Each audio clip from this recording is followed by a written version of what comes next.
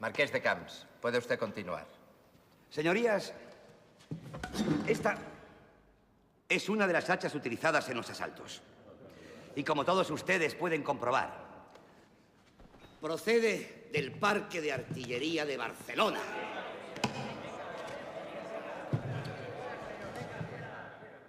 ¡Viva el ejército, coño!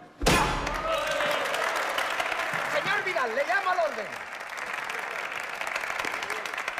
Estos hechos han sido realizados por oficiales del ejército que nosotros pagamos. No.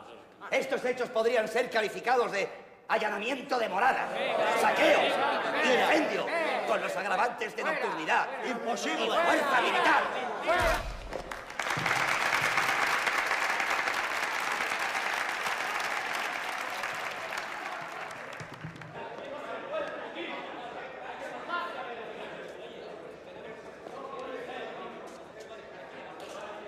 Silencio, por favor.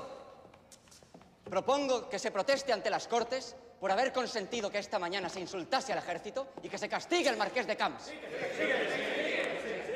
En el Gabinete de Estado hemos redactado un comunicado. Los jefes y oficiales de la guarnición de Madrid protestan por las campañas antimilitaristas del Cucut y de la BEU.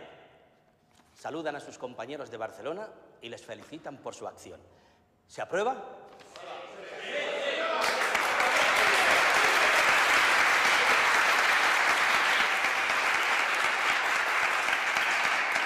El general Delgado Zulueta propone que se organicen comisiones que visiten las guarniciones de toda España para que se solidaricen con los patriotas de Barcelona.